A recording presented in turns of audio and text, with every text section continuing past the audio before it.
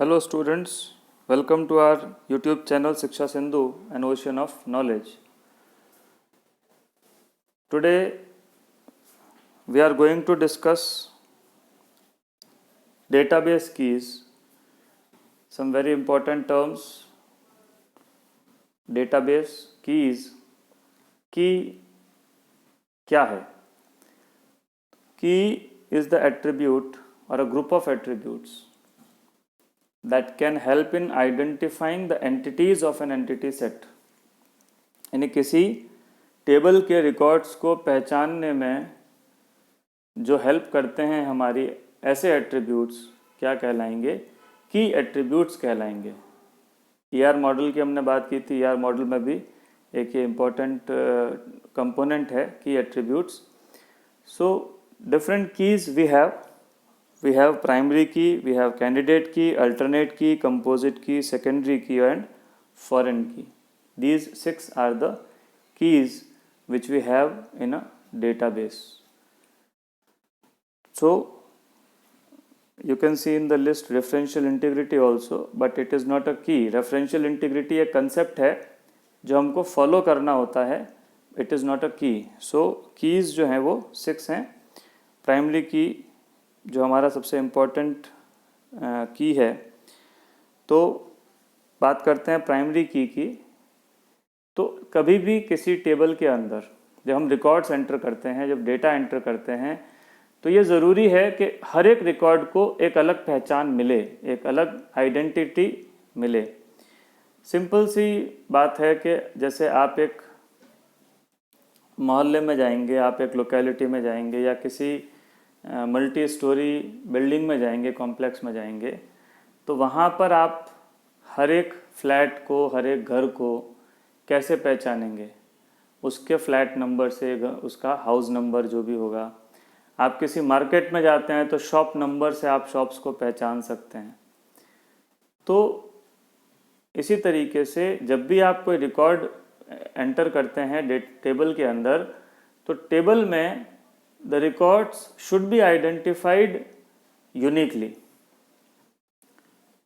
आपकी क्लास में भी बहुत सारे स्टूडेंट्स हैं, तो उनमें कई बार ऐसा होता है कि एक ही नाम के काफ़ी बच्चे, 2-3 बच्चे एक ही नाम के हैं मान लीजिए.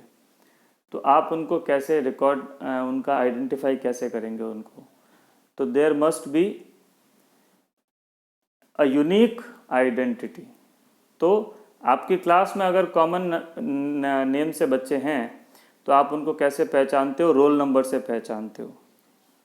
तो वही एग्जांपल हमने यहाँ नीचे लिया है. जैसे रोल नंबर है, स्टूडेंट नेम है, क्लास है और ग्रेड है. ये एक टेबल है हमारी. इस टेबल में स्टूडेंट नेम जो है वो हो सकता है कि रिपीट हो, एक जैसे नाम के कुछ बच्चे हों टेबल के अंदर, तो वो रिपीट हो सकता है. तो उस केस में क्या होगा? रोल नंबर एक ऐसा एट्रीब्यूट होगा जो यूनिक रहेगा, सबके लिए डिफरेंट रहेगा.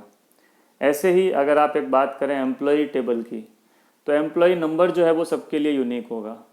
अगर आप बात करें हॉस्पिटल के अंदर पेशेंट के रिकॉर्ड्स की, तो पेशेंट आईडी जो है वो सबके लिए यूनिक होगा. तो इसी तरीके से हर टेबल के अंदर एक ऐसा एट्रीब्यूट चाहिए हमको जो उसके रिकॉर्ड्स को पहचान सके, यूनिकली आइडेंटिफाई कर सके. सो डेफिनेशन हमने क्या लिखी है इसमें? A primary key is a set of one or more attributes that can uniquely identify tuples within the relation or table. Tuples का मतलब रिकॉर्ड्स. हमने बात की थी रिलेशनल अलजेब्रा के टर्म्स में, हम रिकॉर्ड्स को ही क्या कहते हैं? टुपल कहते हैं. तो हर एक रिकॉर्ड को यूनिकली आइडेंटिफाई कर सके ऐसा कोई एक एट्रीब्यूट या एट्रीब्यूट्स का set, more than one attributes भी हो सकते हैं यहाँ पर, जो मिलकर प्राइमरी की बनाते हों. तो हमने लिखा है primary key is a set of one or more attributes, एक या एक से ज़्यादा एट्रीब्यूट्स का एक सेट. यहाँ प्राइमरी की के साथ में दो बातें और लागू हो जाती हैं, 2 रेस्ट्रिक्शंस और आ जाती हैं जिसको हम कहते हैं कॉन्स्टेंट्स. तो 2 कॉन्स्टेंट्स यहाँ पे ऑटोमेटिकली अप्लाई होते हैं. That means one is unique, another is not null. पहला तो प्राइमरी की सारी जो एंट्रीज हैं वो यूनिक होनी चाहिए, that means duplication is not allowed.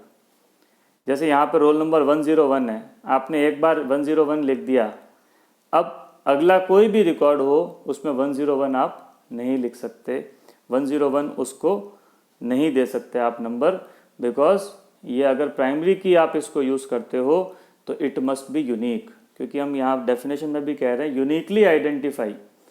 तो अगर वो खुद ही यूनिक नहीं रहेगा तो आइडेंटिफाई कैसे करेगा, इसलिए डुप्लीकेशन नहीं हो सकता प्राइमरी की में, पहली बात। दूसरी बात, खाली नहीं छोड़ सकते, क्योंकि अगर आपने खाली छोड़ दिया तो कोई वैल्यू ही नहीं होगी, और वैल्यू नहीं होगी तो आइडेंटिफाई कैसे करेगा। तो इसलिए दो कॉन्स्टेंट्स यहाँ पे हमेशा प्राइमरी की के साथ में आ जाते हैं। पहला तो उसको खाली नहीं छोड़ा जा सकता, दूसरा उसमें डुप्लीकेट वैल्यूज़ नहीं हो सकती। नेक्स्ट इज आर कैंडिडेट की। जब हमारे टेबल में एक से ज़्यादा या एक अगर सिंगल की भी है, तो जो भी कीज़, जो भी एट्रीब्यूट्स हमारे प्राइमरी की तरह काम में आ सकते हैं, उन सबको हम क्या कहते हैं, कैंडिडेट कीज़ कहते हैं, चाहे वो एक हैं या एक से ज़्यादा हैं।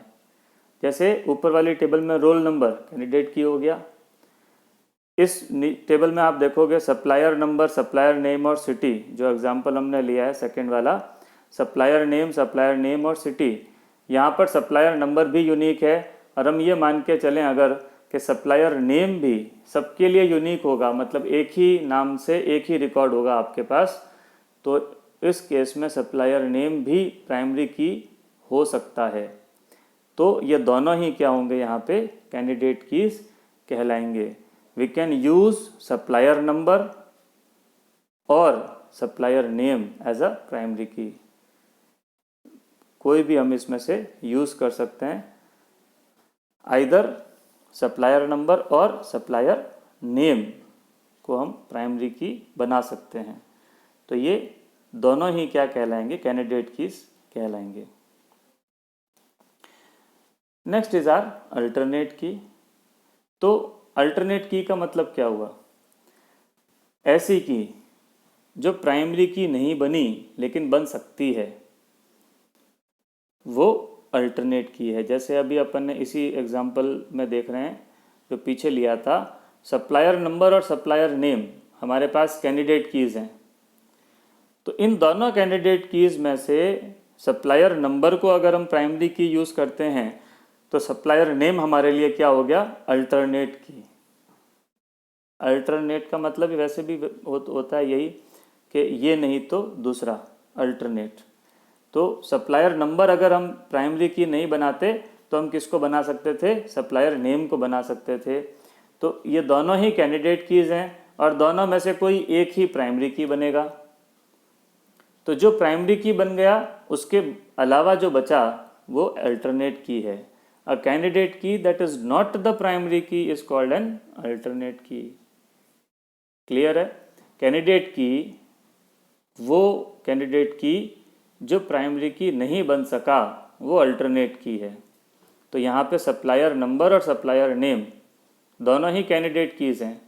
अगर हम यहाँ पे सप्लायर नेम को एज अ प्राइमरी की यूज़ कर लेते हैं तो फिर सप्लायर नंबर हमारे लिए अल्टरनेट की बन गया, और अगर हम सप्लायर नंबर को प्राइमरी की बनाते हैं तो हमारे लिए सप्लायर नेम जो है वो जो अल्टरनेट की बनेगा। Now next comes composite key. Composite key is a group of attributes that can uniquely identify the records। कई बार एक टेबल के अंदर कोई एक सिंगल एट्रीब्यूट ऐसा नहीं होता जो हम प्राइमरी की बना सकें, तो फिर हम क्या करते हैं, मल्टीपल एट्रीब्यूट्स को ग्रुप करके उनके कॉम्बिनेशन से प्राइमरी की बनाते हैं। तो जब आप एक से ज़्यादा एट्रीब्यूट्स का यूज़ करते हो as a combination to form a primary key, वो कहलाता है composite key. In many cases no single attribute can uniquely identify a record in the table, So a combination of two or more keys is used as a primary key. This combination of keys is called composite key. तो जब भी आप एक से ज़्यादा keys attributes को combine करते हो to form a primary key, then it is known as composite key. The next is secondary key. It is an attribute of combination of attributes that may not be a candidate key but identifies a group of records in the table. Candidate की वो नहीं है, लेकिन आपकी table को group करने की उसमें क्षमता है। जैसे यहाँ पर आप देखें, एम्प्लॉय नंबर है, नेम है, डिपार्टमेंट है और सिटी है। तो डिपार्टमेंट जो है, आप उसमें देखें, जैसे हमने 2 रिकॉर्ड्स लिए हैं जिसमें सेल्स डिपार्टमेंट है, एक रिकॉर्ड है जिसमें फाइनेंस डिपार्टमेंट है। इसी तरीके से बहुत सारे रिकॉर्ड्स हो सकते हैं। तो फाइनेंस के अंदर मान लीजिए 5 एम्प्लॉयज़ हैं हमारे फाइनेंस के, तो 5 रिकॉर्ड होंगे फाइनेंस के। सेल्स में हमारे पास मान लीजिए 15 एम्प्लॉयज़ हैं, तो 15 रिकॉर्ड्स होंगे आपके सेल्स के। इसी तरीके से प्रोडक्शन एक डिपार्टमेंट हो सकता है। प्रोडक्शन में भी बहुत सारे एम्प्लॉयज़ होंगे, तो बहुत सारे रिकॉर्ड्स किसके बनेंगे? प्रोडक्शन के बनेंगे। तो आप अगर अपनी टेबल को ग्रुप करना चाहो तो ग्रुपिंग हो सकती है किस पर? डिपार्टमेंट पर। तो सेल्स के सारे एम्प्लॉयज़, फाइनेंस के सारे एम्प्लॉयज़, प्रोडक्शन के सारे एम्प्लॉयज़। तो डिपार्टमेंट एक ऐसा एट्रीब्यूट हो गया जो आपकी टेबल को क्लासिफाई करवा सकता है, ग्रुपिंग करवा सकता है। तो सेकेंडरी की क्या है? एक ऐसा attribute that can classify your table into groups। एक ऐसा फील्ड जो आपकी टेबल को ग्रुपिंग करने के काम में आ सकता है। जैसे आप एक स्कूल के स्टूडेंट्स के सारे स्टूडेंट्स की अगर हम एक टेबल मेंटेन करें, तो उसमें एक ही स्कूल के बहुत सारी क्लासेस होंगी। नर्सरी होगी, केजी होगी, प्रेप होगी, फर्स्ट होगी, सेकंड, थर्ड, फोर्थ, इस तरीके से बहुत सारी क्लासेस हैं। तो फर्स्ट में बहुत सारे बच्चे हैं, सेकंड में बहुत सारे बच्चे हैं, थर्ड में बहुत सारे बच्चे हैं। तो क्लास क्या हो गया? एक ऐसा फील्ड हो गया जिसके बेस पर आप उन रिकॉर्ड्स की ग्रुपिंग कर सकते हो। तो यहाँ पर वो क्या कहलाएगा? सेकेंडरी की कहलाएगा। मूविंग अहेड,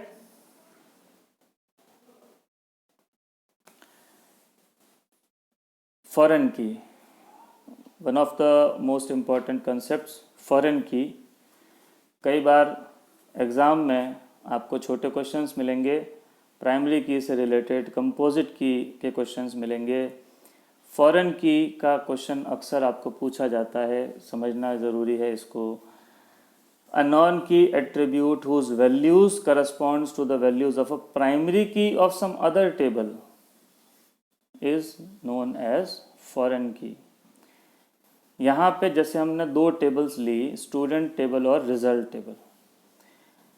अब अगर हम इन दोनों के बीच में कोई रिलेशन स्टैब्लिश करना चाहें, इन दोनों के बीच में कोई लिंक इस्टेब्लिश करना चाहें, अब इनके बीच में रिलेशन क्यों होगा, लिंक क्यों होगा? क्योंकि रिजल्ट किसका है? स्टूडेंट्स का।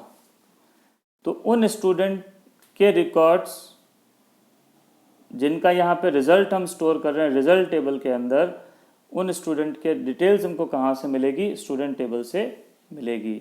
इसलिए इन दोनों टेबल्स के बीच में रिलेशन स्टैब्लिश करना पड़ेगा। और ये रिलेशन बनाने के लिए हमको एक कॉमन एट्रीब्यूट की ज़रूरत है, क्योंकि जब भी 2 टेबल्स के बीच में रिलेशन बनता है तो रिलेशन किस बेस पर बनेगा? किसी कॉमन एट्रीब्यूट के बेस पर बनेगा। एक फील्ड जो है वो दोनों में कॉमन होना चाहिए। तो यहाँ पे स्टूडेंट टेबल में रोल नंबर है और रिजल्ट टेबल में भी रोल नंबर है। तो roll number can play the role of a key that can relate the 2 tables, that can link the 2 tables. So this roll number is primary key of the student table and it is a foreign key in the result table.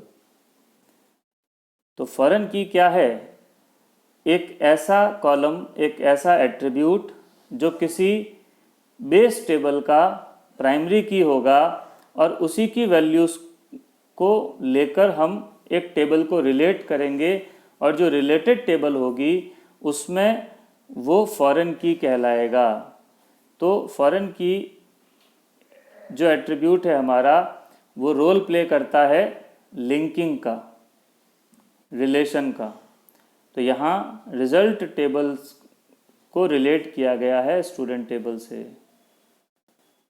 तो result table में जितने भी students हैं, जैसे 101 का first term, 101 का second term, 101 का third term हो सकता है, हाफ ईयरली हो सकता है, एनुअल हो सकता है। तो 5 रिकॉर्ड्स यहाँ पे एक ही रोल नंबर के हो सकते हैं। तो फॉरेन की जो है रोल नंबर जो है वो यहाँ पे रिजल्ट टेबल के अंदर रोल नंबर जो है वो डुप्लीकेट हो रहा है, रिपीट हो रहा है, तो इसलिए उसको हम प्राइमरी की नहीं बोलेंगे। प्राइमरी की ये कहाँ होगा? हमारी बेस टेबल में। तो स्टूडेंट टेबल जो है वो हमारी बेस टेबल है, पेरेंट टेबल है। इस पेरेंट टेबल के अंदर रोल नंबर एक प्राइमरी की है और यही रोल नंबर रिजल्ट टेबल के लिए फॉरेन की का काम करेगा। तो जब भी अगर हम एक क्वेरी बनाएंगे, हम अगर एक कोई रिपोर्ट जनरेट करना चाहते हैं, हम डेटा एक्सट्रैक्ट करना चाहते हैं, तो हम क्या करेंगे? स्टूडेंट टेबल से तो स्टूडेंट के रिकॉर्ड्स लेंगे, यानी कि उनकी डिटेल्स लेंगे, और रिजल्ट टेबल से उसी बच्चे का रिजल्ट भी लेंगे। तो हम दोनों को ज्वाइन कर सकते हैं, दोनों के डेटा को एक्सट्रैक्ट एक साथ कर सकते हैं। तो यहाँ पे इन दोनों के बीच में एक रेफरेंस बन जाता है और ये जो कॉमन फील्ड है ये एक रोल प्ले करता है यहाँ पर इन दोनों टेबल्स को जोड़ने के लिए। इसी से रिलेटेड है हमारा रेफरेंशियल इंटीग्रिटी। तो जो अभी हम बात कर रहे थे कि रोल नंबर जो है वो इन दोनों टेबल्स के बीच में एक रोल प्ले कर रहा है, तो यहाँ पे रेफरेंस ले रहा है। रिजल्ट टेबल जो है वो स्टूडेंट टेबल से रेफरेंस ले रही है। तो जब भी आप किसी का रेफरेंस लेते हो तो ज़रूरी है कि वो रेफरेंस वहाँ पर अवेलेबल हो, तभी आप रेफरेंस ले सकते हो। अगर आपने जहाँ से रेफरेंस लिया है और वहाँ पे उस सोर्स में जहाँ से आप रेफरेंस ले रहे हो वहाँ पे वो डेटा अवेलेबल ही नहीं है, तो आप रेफरेंस लोगे किसका? जैसे रिजल्ट टेबल में मान लीजिए आपने एक रोल नंबर डाला 105 और उसका रिजल्ट डाल दिया। अब अगर आप ये देखना चाहते हो कि 105 जो रोल नंबर है वो बच्चा कौन है, तो कहाँ जाओगे? स्टूडेंट टेबल में। लेकिन अगर स्टूडेंट टेबल में 105 का रिकॉर्ड है ही नहीं, तो फिर आपके पास डिटेल्स कहाँ से आएगी? तो ये तो रॉन्ग हो गया, इनकंसिस्टेंसी हो गई। इसीलिए रेफरेंशियल इंटीग्रिटी आता है कि जब भी हम किसी का रेफरेंस लेते हैं तो उसका रिलेटेड रिकॉर्ड जो है वो हमारी बेस टेबल में होना ही चाहिए। ये रेफरेंशियल इंटीग्रिटी कहती है। क्या लिखा है यहाँ पे? Referential integrity is a system of rules that a database DBMS uses to ensure that relationships between records in related tables are valid। जो रिलेशनशिप है वो कैसा है? वैलिड रिलेशनशिप हो। जैसे अभी अपन ने बात की 105, तो 105 रिजल्ट में तो है लेकिन स्टूडेंट टेबल में नहीं है, तो ये तो रिलेशनशिप ही इनवैलिड हो जाएगा। तो यहाँ पे रेफरेंस जो है हमेशा एग्जिस्ट करना चाहिए। And that user don't accidentally delete or change related data. Related data को डिलीट या चेंज नहीं किया जाना चाहिए। जैसे स्टूडेंट टेबल के अंदर अगर मान लीजिए आप एक स्टूडेंट 109 का डेटा डिलीट करते हैं, तो 109 का डेटा अगर आपने स्टूडेंट टेबल में से डिलीट किया है तो it must be deleted from result table also. ये कहती है referential integrity. So referential integrity का मतलब हो गया कि if you are taking reference of any data in any table then it must be there in the base table। जो references हैं हमारे वो हमारी पेरेंट टेबल के अंदर बेस टेबल में ज़रूर एग्जिस्ट करने चाहिए।